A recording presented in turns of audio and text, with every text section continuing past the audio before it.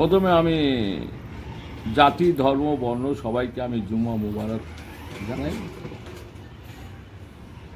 হুমায়ুনের কথার কোনো দাম নেই।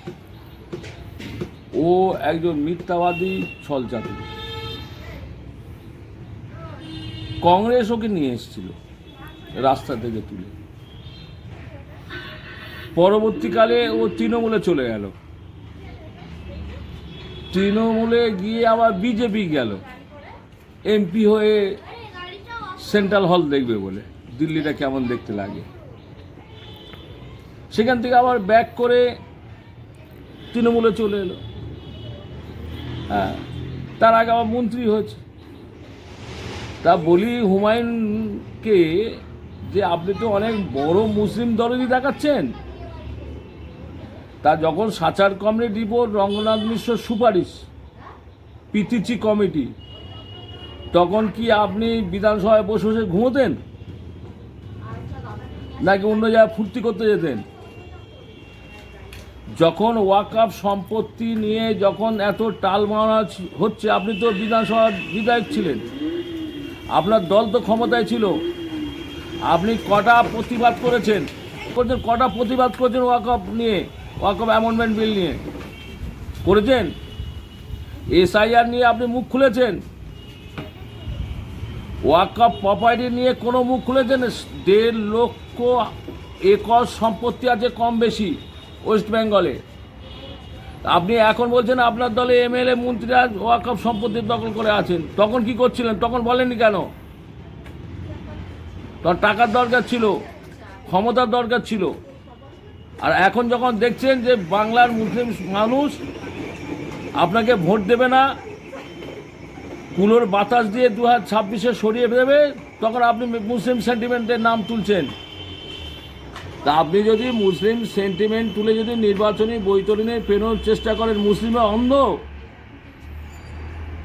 আপনি কতটুকু নবী করিম সাল্লাল্লাহু আলাইহি সাল্লামের উম্মত হিসাবে আপনি সেই তার কাজ পালন করেন, তার দায়িত্ব পালন করেন? আপনি কি কবরে ভয় করেছিলেন যখন বিজেপি করেছিলেন? মাথা কপালে তিলক টেনে জয় শ্রীরাম করে মোদির দ্বারস্থ হয়েছিলেন? তখন তো কবরে ভয় করেননি, তখন মুসলিমদের কথা চিন্তা করেননি। আপনি যদি বিজেপি এমপি হয়ে যেতেন, আপনার তো সেই তিলকটা টানা থাকতো আজও পর্যন্ত। সুতরাং হুমায়ুনকে বলবো যে শান্ত হন। বাংলার মানুষ খরগোশ নয়, বাংলার মুসলিম সমাজ খরগোশ নয়, ঘুরঘুর করে গিয়ে মাথাটা গর্তের মধ্যে ঢুকিয়ে পেছনটা উঁচু করে দেবে। আপনি সেই কাজ করছেন, আপনাকে সব দেখতে পাচ্ছে। খরগোশের কাজ আপনি করছেন।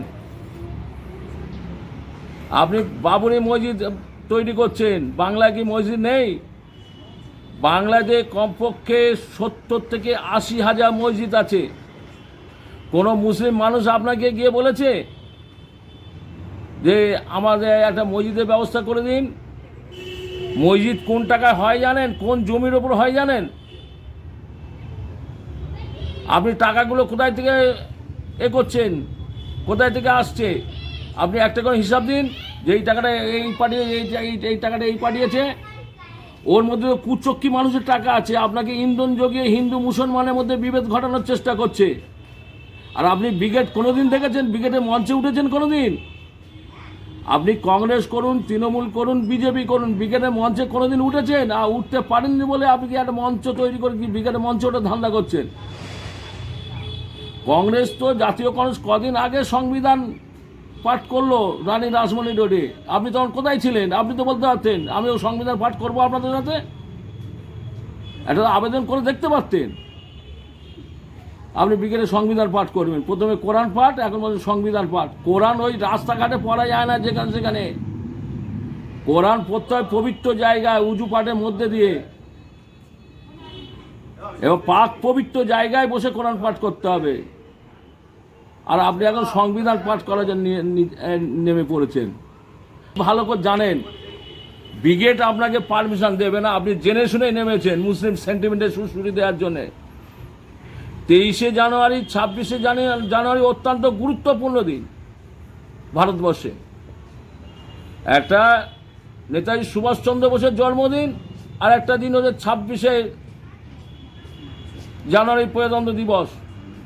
আপনি জেনে শুনে নেমেছেন রাস্তায়, জানেন যে আপনি পাবেন না, সুতরাং হিংসা ছড়াবেন না, হিংসা ছড়াবেন না, হিন্দু মুসলমানের মধ্যে বিভেদ সৃষ্টি করবেন না।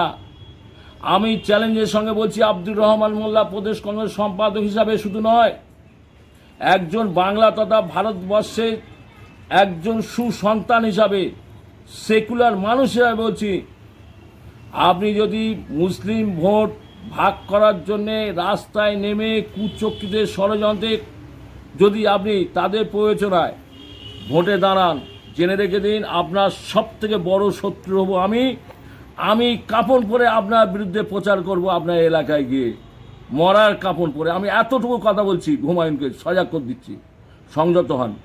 হিন্দু মুসলমানের শান্তিপূর্ণ বাংলায় আপনি অশান্তি ঘটাবেন না। আপনার জানি ওনাল ইডি যে নাটক করে গেল, ইডি এবং দিদি,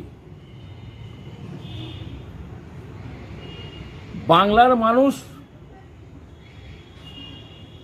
সত্যিকারের যদি ভুল না বুঝে থাকে, তাহলে আমি দিদিকে বলবো অবিলম্বে শুভেন্দু যে সাম্প্রদায়িক বিদ্বেষমূলক ভাষা ব্যবহার করছে, যেভাবে একটা নির্দিষ্ট কমিউনিটির মানুষকে আঘাত করছে, বা অসীম সরকার বিশ্বের পবিত্র ধর্মগ্রন্থ কোরআনকে নিয়ে যে ব্যাখ্যা করেছে, মন্তব্য করেছে, অবিলম্বে দিদি নিজে স্বরাষ্ট্রমন্ত্রী তার পুলিশকে দিয়ে শুভেন্দু এবং অসীম সরকারকে গ্রেপ্তার করুন। আর নাটক ও চলবে না। বাংলার মানুষ অত্যন্ত সুবুদ্ধি সম্পন্ন, সচেতন, ধরে ফেলেছে। সুতরাং পায়ের তলায় মাটির চলন্ত রেলের চাকার অপেক্ষা তীব্র গতিতে ছুটে চলেছে। আর পায়ের তলা মাটি থামাতে গেলে অবিলম্বে দিদিকে বলবো যে বাংলা শান্তিপূর্ণ বাংলা, বিনয় বাদল দীনেশ ক্ষুদিরাম মা মাতঙ্গিনী হাজরা বাংলা, সোনার বাংলা, এই বাংলার উপর কোনো সাম্প্রদায়িক দিশ চলবে না।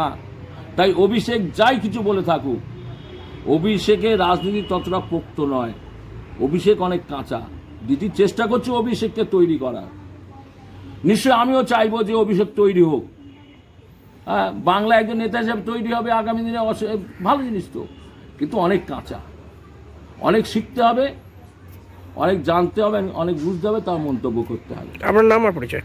আমার নাম আব্দুর রহমান মোল্লা, প্রদেশ কংগ্রেসের বর্তমান সম্পাদক।